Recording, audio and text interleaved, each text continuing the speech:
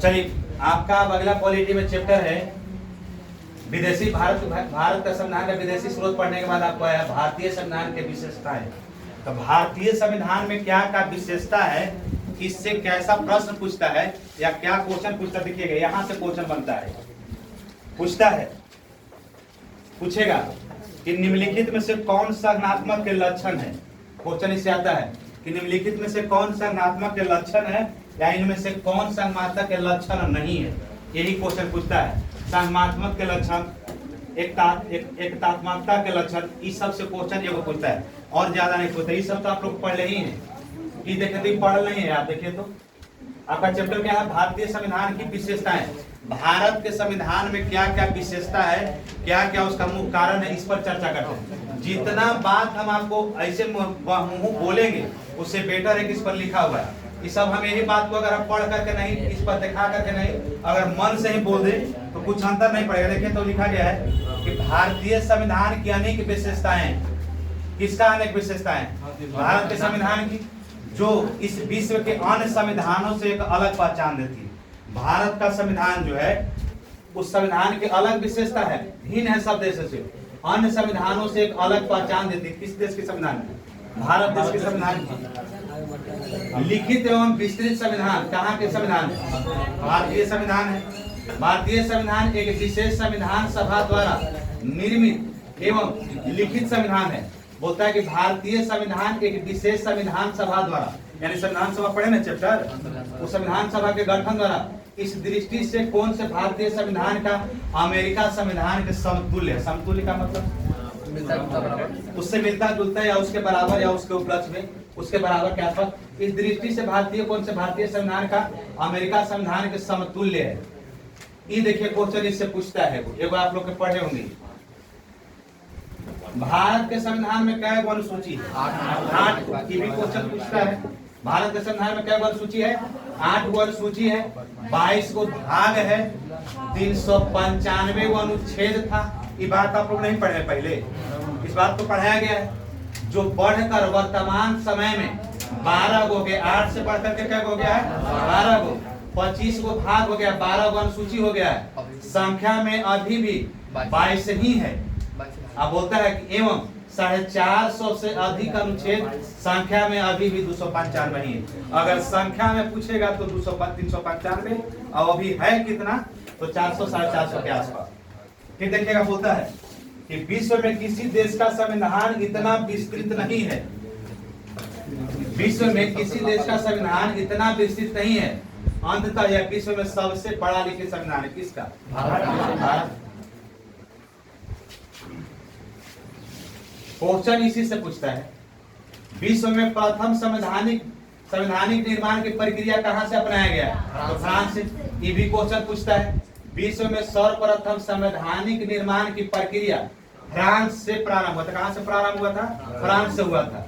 विश्व का पहला लिखित संविधान अमेरिका का संविधान है। ये भी क्वेश्चन पूछता है, विश्व का पहला लिखित संविधान किसका संविधान है? अमेरिका का संविधान है। विश्व का सबसे बड़ा एवं सबसे पहला संविधान ब्रिटेन का संविधान है, जो कैसा संविधान? अलिखित संविधान है।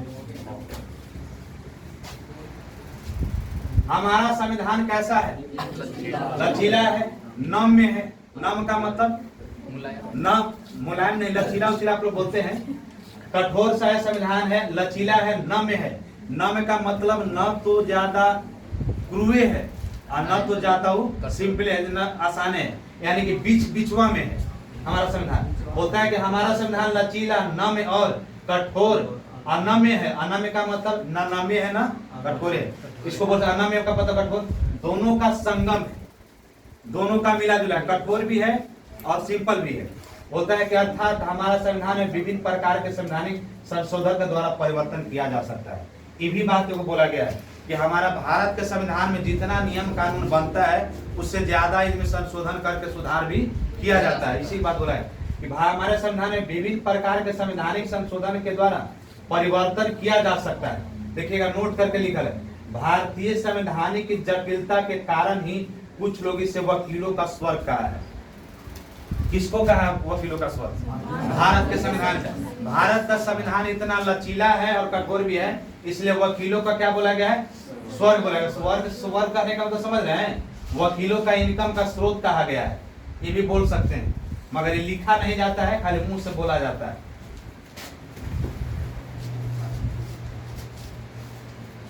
देखिएगा हमारा संविधान संघात्मक है। कैसा संविधान है? संघात्मक। कैसा है? संघात्मक या परिसंघात्मक या एकात्मक, दोनों का स्वरूप प्रस्तुत करता है। संघात्मक मतलब संगठन में रहना पसंद है, जैसे केंद्र और राज्य का संगठन चलता है, केंद्र का अलग कानून है, राज्य का अलग कानून है। जैसे मान लीजिए कि नागालैंड का राज्य है, तो केंद्र द्वारा तो हर राज्यों के लिए तो अलग अलग नियम कानून है, मगर नागालैंड के भी अलग नियम और कानून है, उसका भी अलग नियम कानून। जैसे क्या है,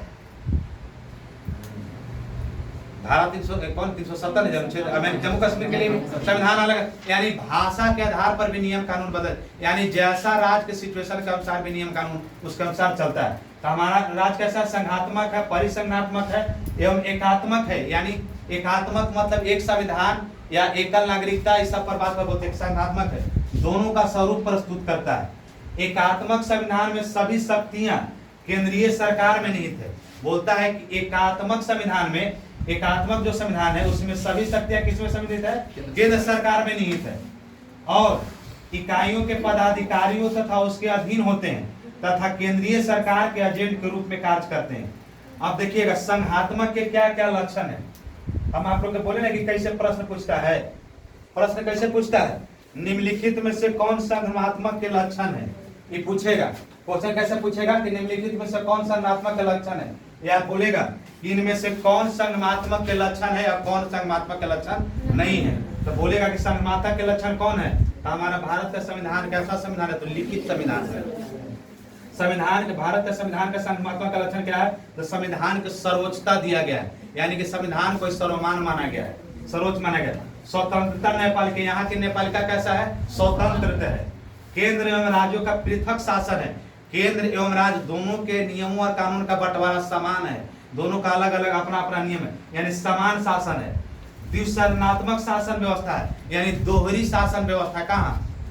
हमारे भारतीय संविधान में। केंद्र एवं राज्य के बीच शक्तियों का विभाजन है, केंद्र का भी और राज्य का भी, दोनों के राज्यों के शक्तियों का विभाजन है। संविधान में संशोधन की जटिल प्रक्रिया है, यही नहीं कि आप जब मन तब चाहिएगा तो संविधान में संशोधन करके उसके नियम कानून को परिवर्तन कर दीजिएगा। इसके लिए भी अपने कितना समय, 1/3 बहुमत इसके लिए जरूरी पड़ेगा। सदन में उच्च सदन तथा राज्यसभा की उपस्थिति होती है। सदन में उच्च सदन को क्या बोला गया? राज्यसभा की उपस्थिति होती है। तो संघात्मक के लक्षण क्या क्या है? लिखित संविधान, सर्वोच्च न्यायालय की सर्वोच्चता, स्वतंत्र न्यायपालिका, केंद्र एवं राज्य का पृथक शासन, द्विसरणात्मक शासन व्यवस्था, दोहरी शासन व्यवस्था जिसको बोलते हैं, केंद्र एवं राज्यों के शक्ति का बंटवारा या विभाजन। संविधान में संशोधन की जटिलता की प्रक्रिया कठिन है, संविधान में संशोधन करना। भारत में दलीय स्वरूप योजना आयोग, प्रधानमंत्री का करिश्माई व्यक्तित्व, राष्ट्रीय विकास परिषद, इसका वर्णन संविधान में नहीं है, लेकिन संविधान में नहीं है, लेकिन संघात्मक के ही स्वरूप हैं। ई क्वेश्चन इस सब बीपीएससी में पूछता है, इसलिए नोट करके लिखा गया। एकात्मकता के क्या क्या लक्षण है? तो एकता के लक्षण है कि हमारा भारत का संविधान में एकता के लक्षण है, एकल संविधान। हमारा भारत का संविधान कैसा संविधान है? एकल संविधान, एगो संविधान है। एकल नागरिकता का संविधान, सुधार कर लीजिएगा आप लोग की एक संविधान लिखल होगा चाहे एकल संविधान लिखल होगा, एक संविधान या एकल संविधान दोनों एक ही चीज है। एकल नागरिकता का संविधान है, यानी कि हमारा भारत के संविधान में कैसा संविधान है? एक नागरिकता का संविधान है। एकीकृत न्याय व्यवस्था का संविधान है, व्यवस्था है। आपातकालीन व्यवस्था है, अखिल भारतीय सेवा व्यवस्था है। उच्च न्यायालय के न्यायाधीशों की नियुक्ति में केंद्र की भूमिका है, केंद्र द्वारा राज्यपाल की नियुक्ति है। देखिएगा अब पहचानने का इसका वो ट्रिक भी बोला जाता है कि इसको पहचानेंगे कैसे, कि एकतात्मकता के लक्षण और संघात्मकता के लक्षण। तो देखिएगा इसको पहचानने का नियम है। एकतात्मकता के लक्षण में देखिएगा सब ए से शुरू हुए है, अल्फाबेट नहीं भावेल से शुरू है। ए मतलब भावेल होता है, तो देखिएगा भावल से शुरू है, मगर एक वो खाली चेंज है, केंद्र द्वारा राज्यपाल की नियुक्ति, यही एगो चेंज है। अगर आपसे पूछेगा एकतात्मकता के लक्षण को कैसे पहचानेंगे हम, तो सब के शुरुआत किससे होता है? भावेल से होता है। ए से शुरू होता है, ए अ भावले ना है, अ भावल है, उ भी भावले है, और देखिएगा उ भावले है। आई खाली एगो चेंज है, सातवां आप लोग में नहीं लिखा है, सुधार कर लीजिएगा। देखिएगा भारतीय संविधान की प्रवृत्ति सकारात्मक एवं नकारात्मक, इससे लेकर विद्वानों में मतभेद रहा है। बोला है, लिखिएगा इसको,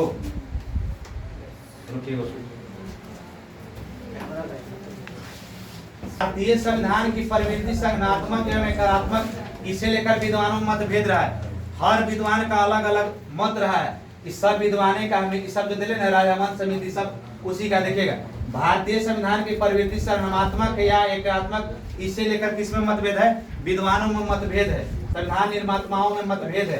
कुछ विद्वानों ने इसे सकारात्मक माना है, बोलता है कि कुछ विद्वानों ने क्या माना है? इसे सकारात्मक माना है संविधान को, क्योंकि भारतीय संविधान में केंद्र एवं राज्यों के मध्य शक्तियों का स्पष्ट विभाजन है। आप लोग सुधार कर लीजिएगा, यहाँ विभाजन में कुछ अलग लिखल होगा।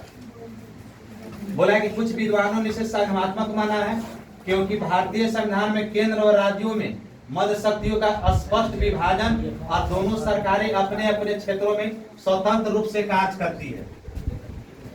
कुछ अन्य विद्वानों ने इसे एकात्मक स्वीकार किया है, क्योंकि अधिकांश शक्तियां केंद्र और सरकार में ही निहित है और प्रांतों को केंद्र सरकार में अधीन रहना पड़ता है। संसदीय सर्वोच्च एवं न्यायिक सर्वोच्च के समन्वय भारतीय संसद न तो इंग्लैंड की संसद की तरह सर्वोच्च है और न ही यहाँ की न्यायपालिका को अमेरिका की न्यायपालिका की तरह असीमित शक्तियां प्राप्त है। इसमें भी देखिएगा, संविधान में मूल अधिकार का समावेश है, राष्ट्र के नीति निर्देशक का समावेश है, वयस्क मताधिकार होना चाहिए, त्रिस्तरीय स्थानीय सरकार होना चाहिए, सहकारी समिति होना चाहिए। एक और पॉइंट है, एस.आर. बॉम्बे बनाम भारत संघ 1994। इसमें देखिए क्या कहा गया, एस.आर. बॉम्बे बनाम भारत संघ 1994 में उच्चतम न्यायालय का यह मत था कि भारतीय संविधान एक परिसंघात्मक संविधान है। किसके द्वारा? एस.आर. बॉम्बे बनाम भारत संघ 1994 में इस तर्क दिया गया था, भारतीय सर्वोच्च न्यायालय द्वारा, उच्चतम न्यायालय द्वारा तर्क दिया गया है, मत था यह कि भारतीय संविधान एक ऐसा संविधान है, परिसंघात्मक संविधान है। देखिएगा, भीमराव अंबेडकर के शब्दों में, यद्यपि हमारे संविधान में ऐसे उपबंधों को समावेश है जो केंद्र की ऐसी शक्तियों का प्रदान करता है जिनमें प्रांतों की स्वतंत्रता समाप्त सी हो जाती है, फिर भी यह परिसंघात्मक संविधान है। कैसा संविधान है हमारा भारत का संविधान? परिसंघात्मक संविधान है। कैसा संविधान है? परिसंघात्मक संविधान है। कौन दिया था 1994 में? कौन किनके बनाम दिया था? एस.आर. बॉम्बे बनाम भारत संघ 1994। 93 के बाद 94 होता है। राज मनार समिति के द्वारा 1971 में बोला गया था। सहकारिता आयोग 1983 ने भारतीय संविधान को परिसंघीय बताया। कैसा बताया है? परिसंघीय। राज मनार समिति 1971 ईस्वी एवं सहकारी आयोग 1983 ईस्वी में भारतीय संविधान को परिसंघीय बताया है। देखिएगा, 94 में सर्वोच्च न्यायालय परिसंघात्मक बताया है, 71 और 83 में क्या बताया है? परिसंघीय बताया है। मिर्नो मिल मामला 1980 में सर्वोच्च न्यायालय ने कहा था कि भारतीय संविधान की नींव मौलिक अधिकार एवं राज्य के नीति निर्देश सिद्धांत के संतुल्य पर रखी गई है, राखी गई नहीं है, रखी गई है। प्रोफेसर केसी व्हीलर के इसे अर्धसंघीय संविधान कहा गया है। ये क्वेश्चन पूछता है, आप लोग पढ़े होंगे कि संविधान को कैसा बोला गया? तो प्रोफेसर केसी व्हीलर के द्वारा भारतीय संविधान को अर्धसंघीय संविधान कहा गया। ये भी क्वेश्चन पूछता है, आप लोग ध्यान दीजिएगा। प्रोफेसर केसी व्हीलर के द्वारा भारतीय संविधान को अर्धसंघीय कहा गया। अर्धसंघीय का मतलब न पूर्ण रूप से संघीय है, न तो पूर्ण रूप से संघीय नहीं। अर्धसंघीय मतलब दोनों आधा आधा है। देखिए, तो आचार्य दुर्गा बसु ने बहुत ही व्यवहारिक दृष्टिकोण से यह कहा था कि संविधान न तो शुद्ध रूप से परिसंघीय है और न ही शुद्ध रूप से एकात्मक है, बल्कि यह दोनों संयोजन है। इस सब जो बात आप पढ़ रहे हैं, सब बीपीएससी के लेवल के। आप लोग के खाली क्वेश्चन दरोगा में यही पूछता है और यहाँ से पूछता है, ई वाला सूची में से पूछता है, बाकी ये सब लेसन नहीं पूछता है। ये सब बीपीएससी जब डीपली पढ़िएगा तब सब पढ़ना रहता है। ये पॉइंट पर पॉइंट किया गया है। आचार्य दुर्गा बसु ने बहुत ही व्यवहारिक दृष्टिकोण से यह कहा था कि भारत का संविधान न तो शुद्ध रूप से परिसंघीय है और न ही शुद्ध रूप से एकात्मक है, बल्कि यह दोनों संयोजन है। प्रसिद्ध संवैधानिक आइवर जेनिगस के अनुसार भारतीय संविधान को एक ऐसा संघ है जिसमें केंद्रीकरण का सशक्त प्रवृत्ति है। सब विद्वान का अलग अलग मत है और सब के मत के बारे में अलग अलग चर्चा है और सब के अगर क्वेश्चन पूछेगा तो आपको बनाना होगा। आई सब दरोगा के या बीपीएससी के मेंस में पूछता है, ये सब क्वेश्चन आपको आएगा। देखिए तो क्या लिखा गया है नोट में करके, नोट पर ध्यान दीजिए क्या लिखा है। डॉक्टर भीमराव अंबेडकर के शब्दों में कोई भी संविधान कितना भी अच्छा क्यों न हो, क्या बोला गया है, डॉक्टर भीमराव अंबेडकर के शब्दों में कोई भी संविधान कितना भी अच्छा क्यों न हो, उसे क्रियान्वित यानी कि भूपटल पर यानी कार्यों में आने पर करने वाला बुरे व्यक्ति तो बुरा हो जाएगा। और अगर देखिएगा क्रियान्वित करने वाला अगर बुरे व्यक्ति होंगे तो बुरा हो जाएगा, संविधान बुरा हो जाएगा। शब्द जोड़ दिया है, देखिएगा डॉक्टर भीमराव अंबेडकर के शब्दों में कोई संविधान के कितना भी अच्छा क्यों न हो, अगर उसके क्रियान्वित करने वाला उसका पालन करने वाला अगर व्यक्ति बुरा होगा तो उसके लिए संविधान क्या हो जाएगा, बुरा हो जाएगा। अगर संविधान अगर उसके लिए अगर सही व्यक्ति रहेगा तो उसके लिए संविधान क्या हो जाएगा, सही हो जाएगा। बुरे व्यक्ति के लिए संविधान कैसा हो जाएगा, बुरा हो जाएगा। कब, किसके द्वारा कहा गया था, डॉक्टर भीमराव अंबेडकर के द्वारा। आप लोग के खाली यही इतना पर ध्यान देना है, इसको पर ध्यान देना है, इधर संघात्मक और एकात्मक पर ध्यान देना है, और थोड़ा बहुत इसको पढ़ लेना है। कौन विद्वान क्या कहा है इस पर ज्यादा चर्चा करने की आपको जरूरत नहीं है। चलिए।